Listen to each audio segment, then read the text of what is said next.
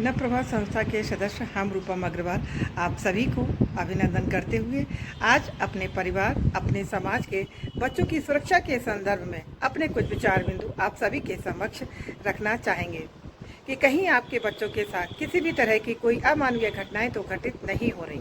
क्योंकि दोस्तों आज के बदहवास हालातों में ये घटनाएं जो हैं बहुत आम हो चुकी हैं और अक्सर बच्चे चुप्पी साध लेते हैं और अपने आप को टॉर्चर करते रहते हैं, जिसके कारण उनके शारीरिक और मानसिक विकास में अनेक बाधाएं उत्पन्न होने लगती हैं। हाँ दोस्तों, ऐसे में हमारा एज अ गार्जियन ये फर्ज बनता है कि हम समय रहते अपने बच्चों के कुछ लक्षणों को जान सकें, समझ सकें और उनका निदान कर सकें। जैसे कि आपके बच्चे के व्यवहार में अचानक से परिवर्तन आना, कुछ कहते कहते बच्चे का लड़खड़ा जाना, चुप हो जाना,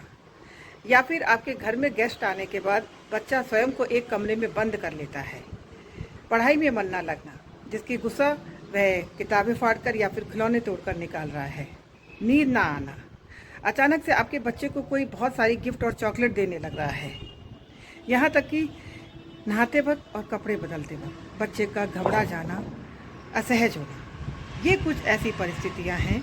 जिन्हें यदि हम समय रहते दोस्तों नहीं समझ पाते हैं तो ये बड़े होकर एक विकराल रूप धारण कर लेती हैं।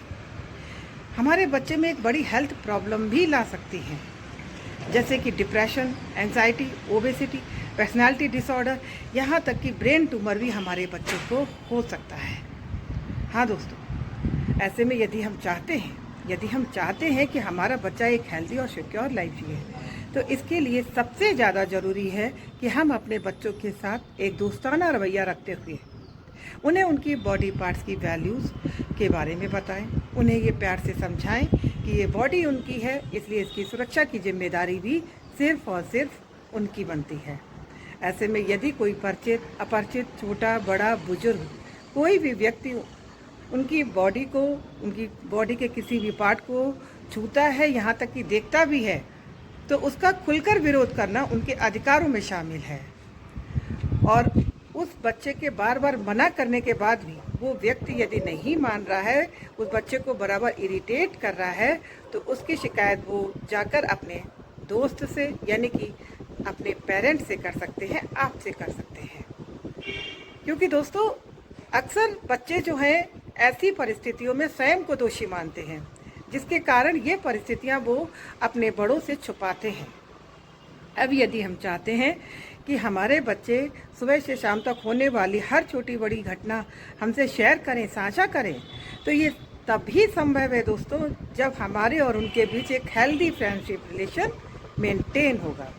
क्योंकि तभी हमारे बच्चों के अंदर आत्मविश्वास और आत्मबल जैसी भावनाएं जागृत होंगी और बच्चे स्वयं प्रेरणा से अपनी सुरक्षा के लिए प्रेरित हो सकेंगे, जागरूक हो सकेंगे। इसलिए हमेशा सतर्क रहें, जागरूक रहें, क्योंकि दोस्तों आपके बच्चों का भविष्य सिर्फ आपके लिए ही नहीं बल्कि इस राष्ट्र के लिए भी बहुत महत्व रखता है। धन्यवाद।